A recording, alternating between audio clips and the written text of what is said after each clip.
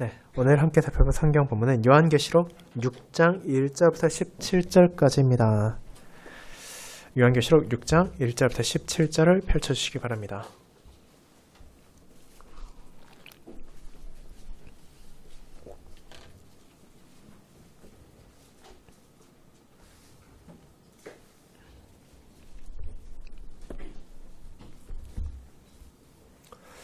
하나님의 말씀 요한계시록 6장 낭독하도록 하겠습니다. 내가 보매 어린 양이 7인 중에 하나를 떼시는데 그때 내가 들으니 내 생물 중에 하나가 우레소리같이 말하되 오라 하기로 이에 내가 보니 흰말이 있는데 그 탄자가 활을 가졌고 면류관을 받고 나아가서 이기고 또 이기려고 하더라.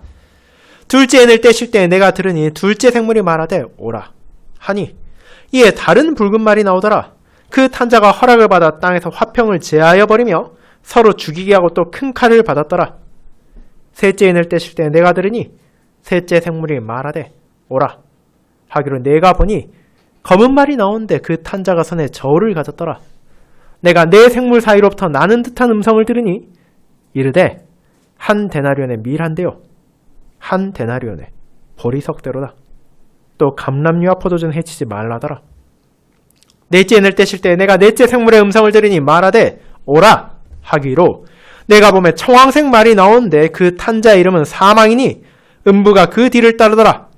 그들이 땅 4분의 1의 권세를 얻어 검과 흉령과 사망과 땅의 짐승들로서 죽이더라.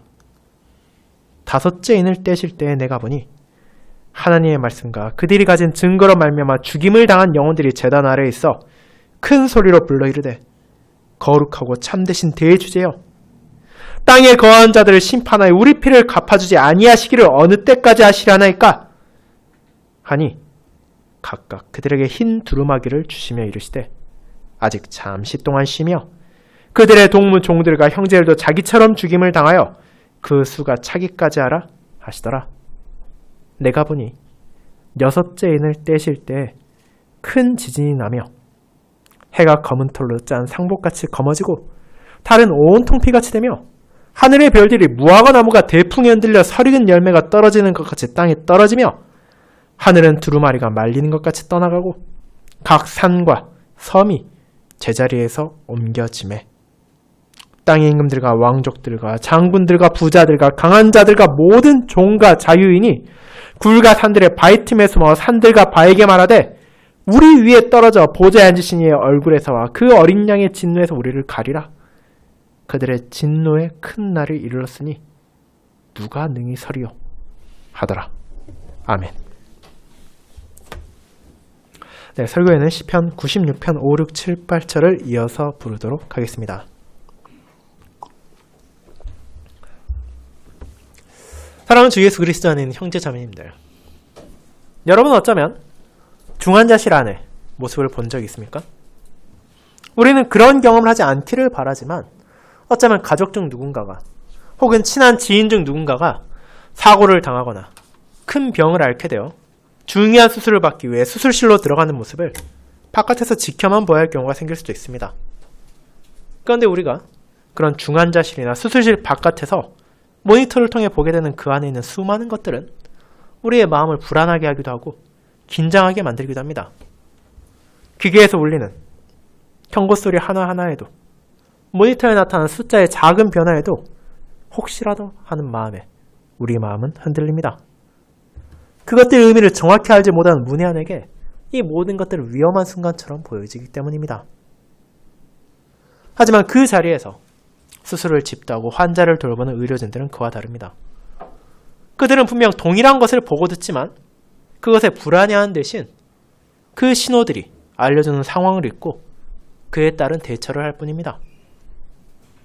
왜냐하면 그 모든 것들이 무작위로 일어나는 것이 아니라 환자를 치료하기 위한 목적에 통제되어 그의 현재 상태를 보여주고 있음을 알고 있기 때문입니다. 그같이 동일한 것을 앞두고 있다 하더라도 누구의 시선으로 바라보냐에 따라 전혀 다른 의미를 갖게 되는 것들이 세상에는 많이 있습니다. 그리고 이는 오늘 우리가 읽은 요한계시록 6장에도 적용되는 것입니다. 요한계시록의 많은 내용, 그 안에 담긴 계시는 다양한 비유와 표징들을 담고 있습니다. 그렇게 이를 바라볼 때 우리는 종종 그것들이 대체 우리에게 어떤 의미를 가지고 있는지, 그리고 대체 무엇을 말하는지를 모른 채 막연한 불안감을 가질 때도 있습니다.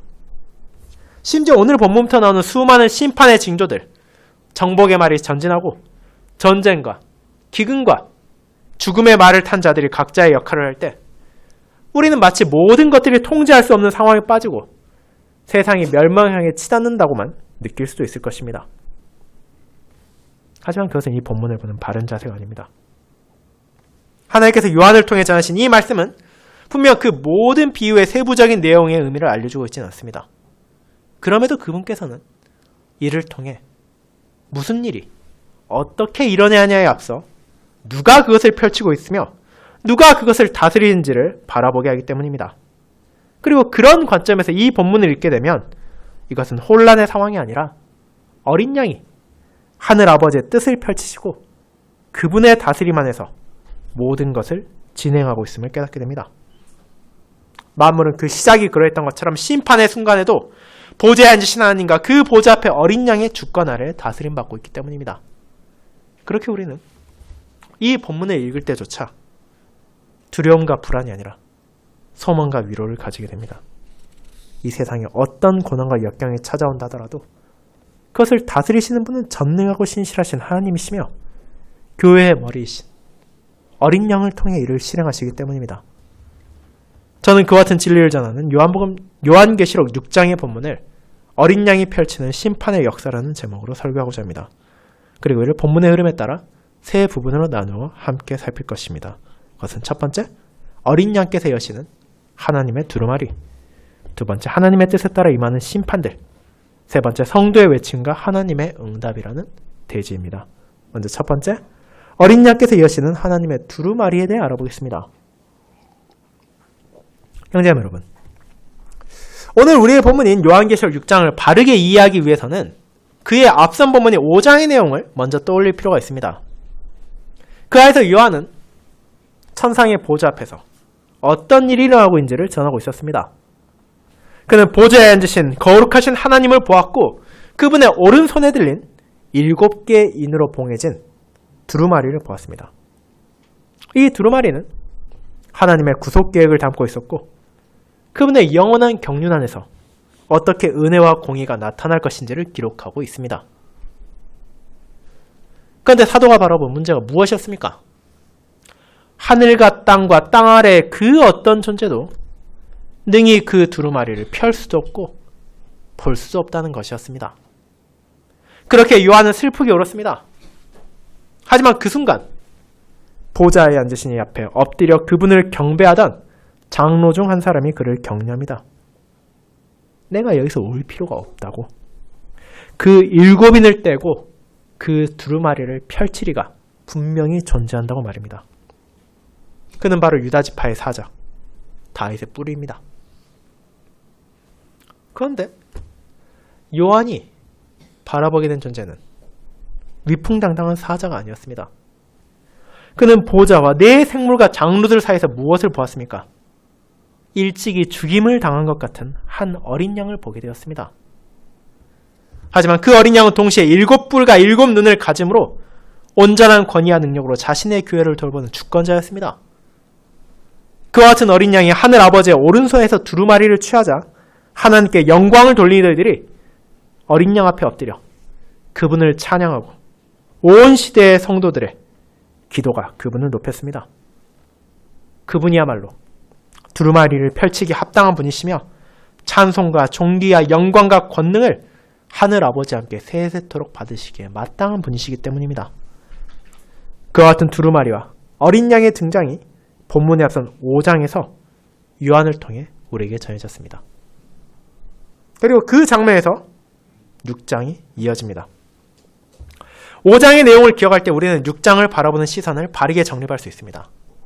6장에 나오는 수많은 심판, 혼란의 모습, 정복의 기수가 세상을 무너뜨리고 전쟁이 이어지며 기근이 찾아오고 죽음이 덮치는 그 모든 일들이 세상의 시야에서 볼 때는 무질서한 파멸처럼 보일 수 있지만 그 모든 것들은 여전히 하나님의 두루마리를 펼치기에 합당한 어린 양의 손길에서 펼쳐진 하나님의 뜻이기 때문입니다. 우리는 첫째인이 떼어질 때에도, 둘째인이 떼어질 때에도, 마지막인이 떼어질 때에도 그 모든 것을 떼는 시기를 결정하는 분도, 그 모든 결과를 다스리시는 분도 하나님과 그분의 어린 양이라는 것을 잊어서는 안 됩니다. 창조로부터 그 이후의 모든 순간이 그러했던 것처럼 심판의 순간까지 해도 역사는 결코 우연히 흘러가지 않습니다. 이 모든 것들의 가장 작고 사소한 것들까지도 하나님의 주권 아래에서 움직이고 통제되고 있습니다. 그 사실을 여러분은 요한계시록 6장에서 각각의 인이 떼어질 때 다시 한번 확인할 수 있습니다. 심판의 말을 탄 자들은 자신들이 임의로 그들의 역할을 수행하는 것이 아닙니다. 그들은 하나님의 보좌 주변에서 그분께 영광을 돌리는 생물들의 오라는 명령을 받고 그때에 나아가는 존재들이기 때문입니다. 그렇게 이 사실 우리는 이어진 요한계시록의 모든 내용에서도 잊지 말아야 합니다. 사랑하는 형제자매 여러분, 그렇게 이 말씀을 통해 하나님께서는 우리가 어떻게 믿음으로 모든 상황을 바라봐야 하는지를 알려주십니다. 신자가 혼란을 느끼는 것은 비단 이 계시록에 나타나는 내용만이 아닙니다. 우리의 현실과 우리 주변의 상황은 때로는 우리가 감당할 수 없을 정도로 급격하게 변하기도 하고 우리로 하여금 정말로 이 모든 것들이 과연 하나님의 뜻 안에서 다스려지고 있는가에 대한 의문을 품게 하기도 합니다. 하지만 요한계시록 6장은 우리로 하여금 세상을 다스리는 주권자가 누구이신지 그리고 누가 만물을 통제하고 있는지를 떠올리게 합니다. 어린 양께서 두루마리를 취하셨습니다. 어린 양께서 그것을 펼치셨습니다. 그렇게 하늘 아버지의 뜻이 드러나는 것은 미래의 사건만이 아니라 과거에도 현재도 마찬가지입니다. 이 세상의 모든 흐름, 교회의 역사, 그리고 우리 각 개인의 삶의 여정도 그와 같은 주권자의 손 밖으로 결코 벗어나지 않습니다. 그렇게 우리는 세상에서 어려움을 만날 때라 하더라도 혼란을 마주할 때라 하더라도 이 세상의 방식에 따라 육신의 눈으로 바라보는 것이 아니라 그것을 믿음의 눈으로 바라보는 법을 배워야 합니다. 물론 계시록의 많은 내용이 그러하듯이 우리는 그와 같은 상황의 모든 전말을 완벽하게 이해할 수는 없을 것입니다. 때로는 본문에 나오는 신자들의 영혼과 같이 내가 대체 어느 때까지 기다려야 합니까? 라고 한탄할 때가 찾아올 수도 있습니다. 하지만 믿음은 그런 우리에게 확신과 위로를 줍니다. 하나님의 주권 아래에서 세상에 우연이란 존재하지 않으며 그분께서 모든 것을 다스리신다는 것을 알려줄 뿐 아니라 그리고 그것을 자신의 영광과 그 백성의 구원을 위하여 행하신다는 것을 깨닫게 하시기 때문입니다. 각각인이 떼어지고 두루마리가 펼쳐질 때마다 그것을 행하는 분이 어린 양이시며 그 두루마리의 주인이 보좌에 앉으신 하나님이심을 기억할 때 교회와 성도는 소망을 붙잡을 수 있습니다. 그것이 이 본문을 통해 하나님께서 성도에게 주시는 믿음의 확신인 것입니다. 그리고 그와 같은 확신 하에서 우리는 두 번째, 하나님의 뜻에 따라 임하는 심판들을 살펴볼 것입니다. 성도 여러분, 그렇게 우리가 본문에 나오는 모든 상황이 하나님과 어린 양의 통제 아래에 있다는 것을 알게 되었다면 이어서 확인하게 되는 것은 그렇다면 그 두루마리가 펼쳐짐에 따라 어떤 일들이 일어나게 되느냐에 대한 것입니다. 사도 요한이 눈물을 흘릴 정도로 인이 떼어지고 두루마리가 펼쳐지길 바랬던 그 내용은 결코 무의미한 것이 아니며 하나님의 뜻에 따라 질서 있게 진행되는 하나님의 역사이기 때문입니다. 이 부분을 이해하는 데 조금 더 도움을 받기 위해 우리는 구약을 살펴볼 수도 있습니다. 신약의 요한계시록과 같이 구약 성경에도 종종 하나님의 뜻에 따라 묵상과 환상을 본 것을 기록한 내용들이 있습니다. 그 중에서도 앞서 읽은 스가랴는 이 본문과 밀접한 관련을 가지고 있습니다. 스가랴의 1장과 6장에서 우리는 말탄 자들과 병거들이 나타나는 환상을 보게 됩니다. 그 말들은 여호와의 뜻에 따라 온 땅에 두루 달인하고 보내진 이들이었습니다. 그들은 자신들의 뜻대로 임의로 행하는 것이 아니라 그들의 주인 되신 하나님의 다스림 아래에서 이 세상을 감찰하고 이 땅에 심판을 행하는 존재인 것입니다. 그렇게 온 세상의 주 앞에 있던 네 병과 말들이 나아갔을 때 하나님께서는 내 영이 북쪽 땅에서 쉬게 되었다라고 말씀하시므로 그분의 공의가 집행되고 그분의 뜻이 성취되었다는 것을 알리십니다. 그렇게 그와 같은 구약의 배경 안에서 오늘의 요한계시록 6장을 보게 된다면 이 본문에 나오는 네 말과 기수들 역시 새로운 묘사가 갑작스럽게 나온 것이 아니라 이미 계시된 하나님의 뜻이 어린 양을 중심으로 더 분명하게 드러나는 것임을 알게 됩니다. 물론 우리는 각각의 말이 상징하는 것을 지나치게 세부적으로 해석하려는 유혹은 경계해야 할 필요가 있습니다. 요한계시록은 우리에게 날씨 예보와 같이 언제 어떤 일이 일어날지를 제공하기 위해 주어진 것이 아니기 때문입니다. 그렇게 이 말들이 정확하게 어떤 전쟁인지 어떤 경제 위기인지 어떤 죽음일지를 특정하려는 시도는 본문의 의도를 벗어나는 것입니다. 그 이유는 앞서 말씀드린 것처럼 이 본문의 중심이 무엇이 언제 어떻게 어디에서 일어나는가 있는 것이 아니라 그 모든 상황을 누가 다스리고 진행하느냐에 있기 때문입니다. 그렇게 우리는 각각의 말과 기수들이 가리키는 바를 간략하게 살필 것입니다. 일곱문의 첫 번째가 떼어졌을 때 그 부름에 응답한 것은 흰말을 탄 활을 가진 기수입니다. 이 말과 그 위에 탄 존재가 누구인지에 대해서는 지금까지도 수많은 논쟁이 이어지고 있습니다. 어떤 이는 이를 승리하고 승리하시는 그리스도라고 해석하기도 하고 혹은 그분께서 전하시는 복음의 전파라고 주장하기도 하며 다른 이들은 이것을 세상 제국들의 정복의 행렬이라고 말하기도 합니다. 그 모든 것들은 각각의 근거를 가지고 있으며 이를 이해하려는 사람들을 혼란스럽게 만들기도 합니다. 다만 이에 대한 주된 해석은 그것이 세상을 정복하고자 하는 제국과 나라들의 모습을 가리키고 있다는 것입니다. 과거에도 지금도 그리고 앞으로도 자신들의 이득을 위해 다른 나라들을 침략하고 그들을 압제하려는 수많은 시도들이 있을 것입니다. 세상을 장악하고 그들의 뜻에 따라 다스리려는 걸출한 인물들도 계속해서 나타나고 있습니다. 그러나 본문은 그런 인간의 탐심과 정복의 역사까지도 하나님의 손길에서 벗어날 수 없다는 것을 가리킵니다. 심판의 날이 다가올 때 그와 같은 정복자들의 야망은 더욱 커지고 그에 따라 세상이 혼란에 빠질 것이지만 그럼에도 그들의 모든 것까지 하나님의 주권 아래에 있다는 것이 이 첫 번째 말과 기수를 통해 드러납니다. 그와 같이 첫 번째 말과 기수가 나아간 후에 둘째 인이 떼어지고 두 번째 생물의 부름에 따라 두 번째 말과 그의 기수가 나아갑니다. 이번에는 붉은 말을 탄 큰 칼을 가진 존재가 등장합니다. 그렇다면 이는 무엇을 가리키고 있습니까? 이는 하나님의 허락을 받아 이 땅에서 화평을 제하여 버리고 서로 죽이게 하기 위해 전진합니다. 이는 앞선 흰 말과 그에 탄 기수와 관련이 있습니다. 정복이 항상 동반되는 것은 전쟁과 폭력입니다. 때로는 물질적인 폭력이, 때로는 경제적인 압박이, 때로는 사상적 공격이 다른 나라를 향하게 되고 그 안에 수많은 혼란과 무질서, 피 흘림과 희생자가 따르게 됩니다. 요한은 그들의 독자들도 익히 알고 있을 그 사실을 심판의 순간에도 드러날 것임을 전합니다. 그건 성도들에게도 고통스러운 순간이 될 것이지만 그럼에도 붉은 말과 그에 탄 존재 역시 하나님의 허락을 받아 하나님의 뜻 안에서 땅에 나와 소명을 행하는 것임을 알려줌으로써 신자들이 끔찍한 전쟁을 마주할 때라 하더라도 그것이 하나님의 공의 아래 설악된 역사적 도구로 작용한다는 것을 잊지 않게 하는 것입니다.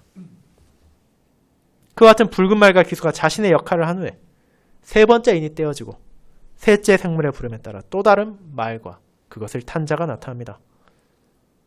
그것은 검은 말과 손에 저울을 달고 있는 존재입니다. 정복과 전쟁이 이어지는 것이 기근입니다. 일반적인 노동자의 하루 품삯인 한 데나리온으로 겨우 성인 한 명의 하루 양식이라 할 수 있는 밀 한 대, 보리 석 대를 살 수밖에 없는 심각한 인플레이션이 찾아오는 것입니다.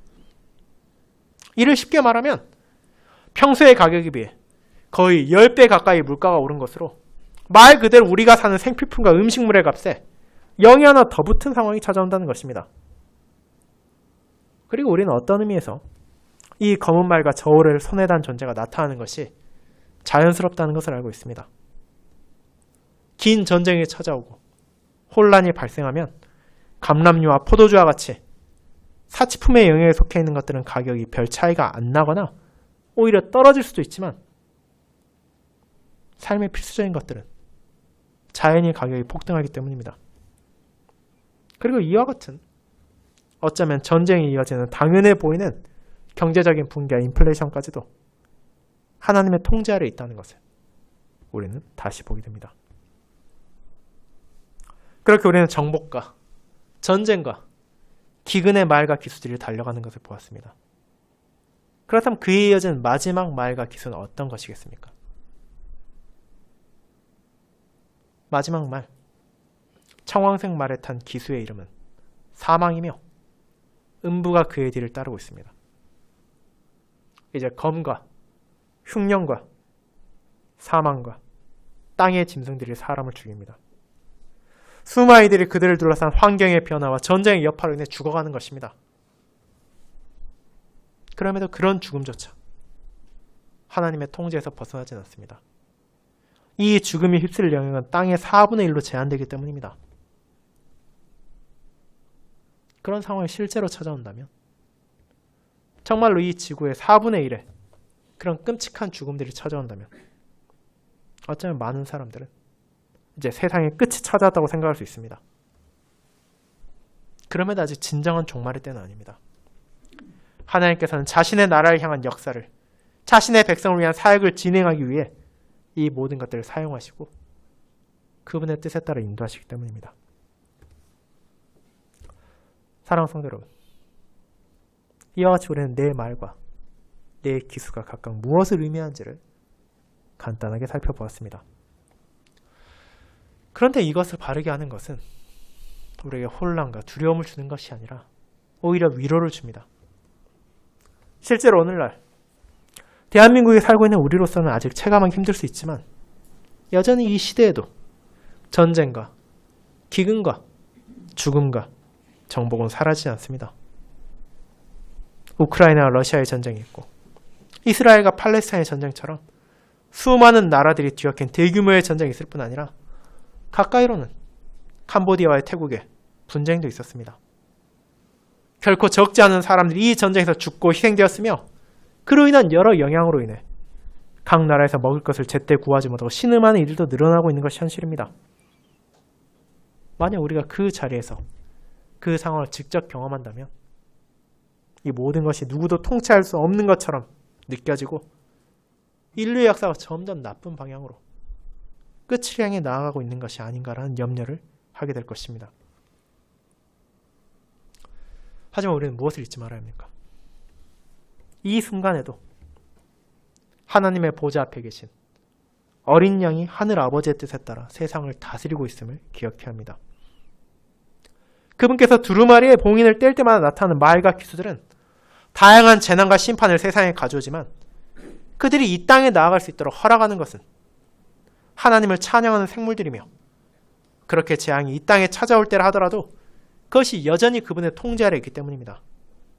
그렇게 우리는 세상을 살아가는 동안 그 무엇을 마주한다 하더라도 그것이 교회와 신자의 끝이 아니라는 것을 기억해야 합니다. 오히려 이는 하나님께서 그분의 공의로 세상을 향한 경고를 드러내고 있는 것입니다. 그 과정에서 성도와 교회가 고난을 겪는 순간이 찾아오기도 하겠지만 이는 그들을 멸망시키기 위한 것이 아니라 도리어 그들을 연단하고 믿음 안에서 자라나게 하기 위함입니다. 마침내 어린 양이 두루마리 인을 떼고 심판의 순간이 찾아올 때라 하더라도 우리는 두려움 가운데 겁에 질려 도망치는 것이 아니라 그것을 통해 마침내 하나님의 공의가 집행되고 그분께서 베푸실 최종적인 구원과 영광이 다가오고 있음을 확신할 수 있습니다. 그렇게 믿음으로 환난을 인내하며 역사를 바라보는 신자들은 이제 이어진 6장의 마지막 부분을 향해 나아가게 됩니다. 거기에서 우리는 이 땅을 향한 심판이 진행되는 가운데서도 성도들의 외침을 듣게 되며 그에 대한 하나님의 응답을 바라보게 됩니다. 그것이 우리를 마지막 대지로 인도합니다. 세 번째, 성도의 외침과 하나님의 응답이 바로 그것입니다. 여러분, 그렇게 우리는 첫째부터 네 번째 인이 떼어질 때 어떤 일이 세상에 일어나게 될지를 보았습니다. 하나님의 다스림 안에서 생물들의 명령에 따라 나아간 네 말과 기수들은 이 땅에 다양한 방식의 심판을 가져올 것입니다. 그런 상황에서 독자들은 자연스럽게 이제 다섯 번째 인이 떼어져도 그와 같은 심판의 하나가 등장할 것이라 생각하기 쉽습니다. 하지만 우리는 그렇지 않다는 것을 9절부터 보게 됩니다. 우리의 시선은 심판의 기수들이 행하는 이 땅의 모습이 아니라 다시 한번 하늘로 올라가 거룩하신 하나님의 보좌 앞에서 어떤 일이 일어난지로 향하게 됩니다. 그리고 여기서 무의미한 전환이 아닙니다. 이 네 번의 재앙 앞에 교회와 성도들도 불안감과 두려움을 느낄 수 있습니다. 비록 하나님께서 그 모든 것을 주관하신다는 것을 알고 있다 하더라도 현실 가운데 끝없이 환난과 고난이 찾아올 때는 그분께서 혹시 우리를 잊어버리신 것은 아닌가, 우리를 버리신 것은 아닌가 하는 염려를 하게 되기 때문입니다. 하지만 이제 우리는 어린 양이 다섯 번째 인을 떼실 때 하나님께서 그런 교회를 향해 어떤 걱정도 할 필요가 없다는 것을, 그분께서 교회를 어떻게 기어가고 계신지를 보게 됩니다. 다섯 번째 인이 떨어질 때 요한은 무엇을 보았습니까? 그는 제단 아래에 있는 죽임당한 영혼들을 보게 됩니다. 그런데 이들은 아무 이유 없이 죽은 이들이 아닙니다. 그들은 하나님의 말씀과 그들이 가진 증거로 말미암아 죽임당한 이들입니다. 주님의 말씀이 진리라는 것을 고백하고 그에 따라 살아가기 때문에 세상의 바퀴를 받고 심지어 목숨까지 빼앗긴 이들입니다. 그런데 그들이 대체 어디 있습니까? 그들은 바로 제단 아래에 있습니다. 하나님께서 그들을 제단 아래에 두셨습니다. 이 표현은 구약의 제사 규례 안에서 바라봐야 이해할 수 있습니다. 제사가 드려질 때 그 제사를 드리는 제단 아래에 무엇이 있습니까? 희생제물의 피가 그 제단 아래에 뿌려졌습니다. 그렇게 이 표현은 성도들의 죽임이 무의미한 희생이 아니라 그저 힘이 약해서 죽임당한 것이 아니라 그 죽음까지도 하나님께 바쳐진 거룩한 제사였다는 것을 보여줍니다. 죽임당한 이들은 역사 가운데 사라져서 침묵하는 것이 아니라 하나님의 제단 아래에서 여전히 그분을 향해 나아가고 있는 것입니다. 그와 같은 성도들이 이제 무엇을 합니까? 그들이 큰 소리로 외칩니다. 거룩하고 참되신 대주제여, 땅에 거하는 자들을 심판하여 우리 피를 갚아주지 아니하시기를 어느 때까지 하시려나이까? 라고 말입니다. 그들은 하나님이 어떤 분인지를 잘 알고 있습니다. 그분은 거룩하고 참되신 분이시며 만물을 다스리시는 대주제이십니다. 이제 그런 하나님을 알고 있는 이들이 이제 그분의 공의를 호소하는 것입니다. 이 기도는 그저 개인적 원한을 해소해달라는 것이 아닙니다. 오히려 하나님의 언약의 정의가 드러나길 간구하는 것입니다. 하나님께서는 이미 그분의 백성을 향해 심판의 날 그분의 공의가 온전히 이 땅에 세워지고 악인들이 정죄받으며 의인들이 영광으로 나아갈 날을 약속하셨습니다.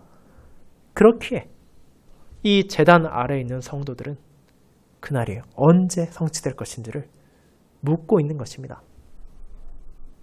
그리고 하나님께서는 그런 이들의 질문을 무시하지 않으십니다. 오히려 그들을 어떻게 하십니까? 흰 두루마기를 주시며 이르시되 아직 잠시 동안 쉬되 그들의 동무 종들과 형제들도 자기처럼 죽임을 당하여 그 수가 차기까지 하라고 하십니다. 그들이 받은 흰 옷은 그리스도의 의로움을 가리킵니다. 그들은 패배자가 아니라 그리스도 안에서 의로움을 받은 자들입니다. 그러나 그들은 아직 잠시 동안 쉬며 기다려야 할 필요가 있습니다. 그들이 더 이상 영적인 투쟁을 할 필요는 없지만 하나님께서는 이미 자신의 영원한 경륜에서 그분의 뜻을 완벽하게 세우셨기 때문입니다. 그분께서는 그 수가 차기까지 기다리실 것입니다. 하나님의 말씀과 그들이 가진 증거로 말미암아 죽임당한 순교자 모두를 그분께서는 헤아리고 계십니다. 그렇게 하나님은 그들의 부르심을 무시하거나 외면하는 대신 그분의 때가 오기까지 그들이 조금 더 기다려야 한다는 것을 말씀하시므로 그 날이 분명하게 다가오고 있다는 진리를 통해 성도를 위로하십니다. 그리고 우리는 여섯 번째 인이 펼쳐지는 것을 보게 됩니다. 이번에는 말과 기수가 땅을 향해 나아가는 대신 다른 것이 세상을 향하게 됩니다. 그것은 우리가 말하는 자연재해입니다. 온 우주가 흔들리는 지진이 해와 달이 그 빛을 잃어버리고 하늘의 별들이 떨어지며 하늘이 말리고 산과 섬이 움직이는 것입니다. 이는 구약에서 선지자들이 반복적으로 사용했던 종말의 표현들입니다. 이 모든 것들은 앞선 전쟁과 질병, 기근과 죽음으로 시작된 심판이 정점으로 향하고 있다는 것을 보여줍니다. 하나님께서는 성도들의 기도를 들으시고 그 응답으로 자신의 공의를 세상에 드러내시며 그 응답의 소리가 온 세상에 울려 퍼지고 있습니다. 그런데 여기에서 흥미로운 점이 있습니다. 그것은 이런 재앙을 마주한 사람들의 반응입니다. 땅의 임금들과 왕족들과 장군들과 부자들과 강한 자들과 같이 고귀하고 힘있는 자들만이 아니라 종들과 자유인까지도 이런 현상 앞에 신속히 몸을 피할 것입니다. 그들이 굴과 산들의 바위 틈에 몸을 숨긴 것 자체는 충분히 이해할 수 있을 것입니다. 어떤 천재지변이 닥쳐올지 모르는 상황에서 언제 무너질지 모르는 건물에 있는 것보다 더 안전해 보이는 장소를 피신하는 것은 당연한 것이기 때문입니다. 그런데 이어지는 16절을 보면 이런 행동이 그렇게 단순한 것이 아님을 깨달을 수 있습니다. 정작 그들은 그렇게 몸을 피한 후에 산들과 바위령이 이렇게 말하기 때문입니다. 우리 위에 떨어져 보좌에 앉으신 이의 얼굴에서와 그 어린 양의 진노에서 우리를 가리라고 말입니다. 그들은 자신들이 어떤 상황에 처해 있는지를 이제 분명히 알게 되었습니다. 이 상황은 더 이상 일반적인 자연현상이 아니라 하나님의 공의로운 진노가 죄인들에게 향하고 있는 것임을 밝혀진 것입니다. 그렇게 그들은 자신들의 생명을 보존하기 위해 산과 바위 틈에 몸을 숨긴 것이 아닙니다. 오히려 그런 돌들이 굴러 떨어져서 차라리 지금 자신들을 죽여달라고 하나님의 공의와 어린 양의 진노에서 벗어나게 해달라고 비는 것입니다. 마지막 순간을 향한 이 시점에 이르기까지도 그들은 자신들의 잘못을 회개하고 돌이키는 것이 아니라 끝까지 하나님을 피해 도망치려 할 뿐입니다. 그들은 죽음이 하나님의 공의에 대한 회피처가 될 것이라는 미련을 끝내 버리지 못하고 어리석은 생각을 여전히 붙들고 있습니다. 그런데 그들의 마지막 말이 시사하는 바가 있습니다. 진노의 큰 날이 이르렀으니 누가 능히 서리요? 이 질문은 하나님의 진노 앞에 그 누구도 설 수 없다는 사실을 자각한 죄인들의 한탄의 소리이기도 하지만 동시에 또 하나의 진리를 가리키고 있습니다. 이는 그들이 알지 못하는 진노의 큰 날에 설 수 있는 자들이 있기 때문입니다. 이어지는 7장에 나올 하나님의 인침을 받은 자들, 어린 양의 피로 씻김을 받은 자들은 그분의 진노의 날에 설 수 있을 뿐 아니라 온 시대의 성도들과 함께 기쁘게 영광으로 나아갈 것입니다. 그것이 심판의 날에 우리가 마주하게 될 역설입니다. 세상에 부유하고 권력이 있으며 강한 것처럼 보이던 자들까지도 두려움에 떨며 차라리 죽음을 바라던 순간 무력하고 연약해 보이며 흔들리는 것처럼 보였던 교회와 신자들이 설 수 있을 것입니다. 그것이 복음이 약속한 놀라운 은혜입니다. 사랑하는 여러분, 그렇게 우리는 요한계시록 6장을 통해서도 복음을 보게 됩니다. 어린 양의 손길을 통해 하나님의 두루마리의 봉인이 하나하나 떼어질 때마다 세상은 끔찍한 재난을 마주할 것입니다. 그들이 이제 종말이 찾아왔다고 생각하며 불안하고 공포에 사로잡힐 것입니다. 하지만 교회와 신자는 그와 정반대의 것을 보고 들을 것입니다. 하나님께서 얼마나 교회의 기도를 신실하게 듣고 계신지를 알게 될 것이며 그분의 공의가 마침내 이 땅에 바로 세워질 것임을 찬양하게 될 것입니다. 그 모든 것들이 신자의 기도에 대한 하나님의 응답으로 찾아올 것이기 때문입니다. 그리고 그 응답의 중심에는 이미 우리를 위해 죽임당하신 어린 양이 계십니다. 그분께서 우리를 위해 죽임당하시고 우리를 위해 그분의 의로움을 베풀어 주셨기에 우리는 심판의 날을 막연한 두려움으로 바라보지 않을 수 있게 되었습니다. 우리는 그 안에서도 여전히 드러나는 하나님의 신실하심과 구원 역사의 완성을 바라보게 됩니다. 그것이 바로 이 두려운 본문을 통해서도 우리에게 전해지는 하나님의 복음이며 이제 한 해의 마지막과 새로운 한 해를 마주하게 될 우리가 계속해서 붙잡고 소망해야 하는 하나님의 복음의 진리입니다. 아멘.